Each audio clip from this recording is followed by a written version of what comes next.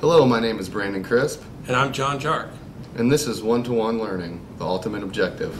The main concept of this documentary is based on the belief that one-to-one computing not only increases learning outcomes, but is an essential component of the entire learning process. Much has been said recently about students and the new demands the world is placing on them. These new 21st century skills. In the second decade into the 21st century, we as an educational community have sort of dropped the ball on really getting those skills into our curricula in a timely manner. Yet, when you really look at it, 21st century skills are not much different than those that have been taught for centuries. Skills like mastering core concepts, thinking critically, problem solving, effective communication, self-direction, collaboration. These are not new educational skills, but technology provides us with the tools to invoke deeper learning from our students in these areas. Deeper learning is simply what highly effective educators have always provided, the delivery of rich core content to students in innovative ways, allowing them to learn and then apply what they have learned.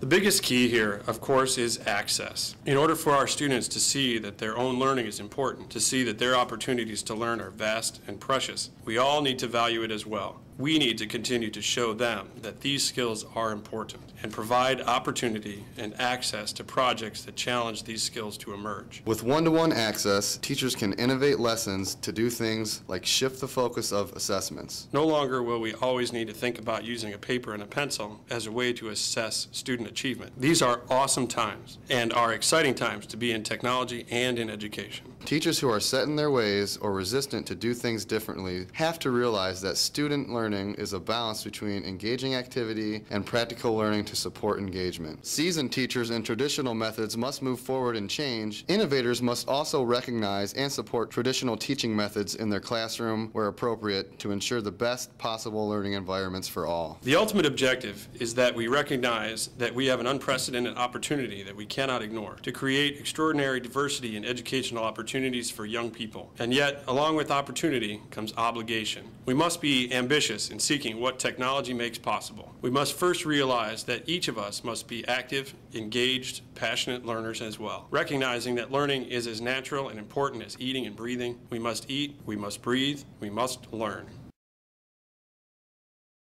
So the first step in defining the important goals of your one-to-one program is to decide what type of technology you're going to have on your campus, what's appropriate for your students. And there are really three different types. There's the traditional one-to-one, which is where every child has the same device.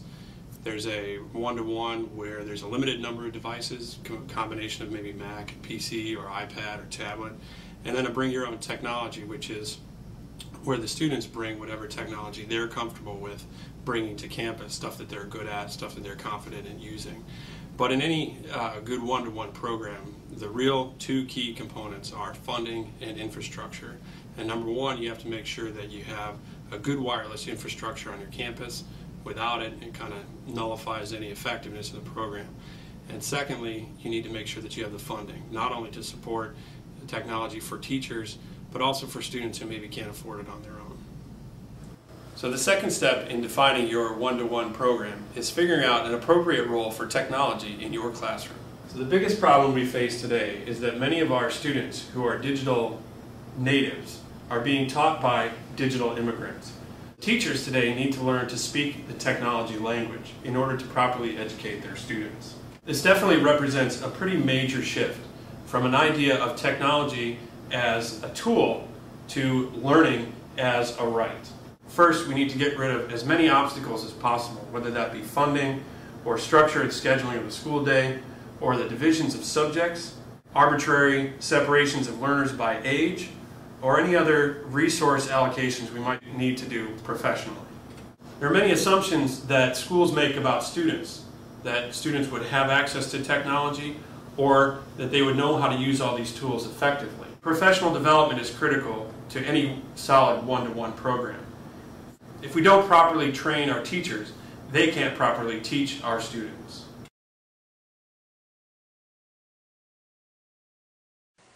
The third step in defining your one-to-one program is to teach, model, and support information literacy, both inside and outside the classroom.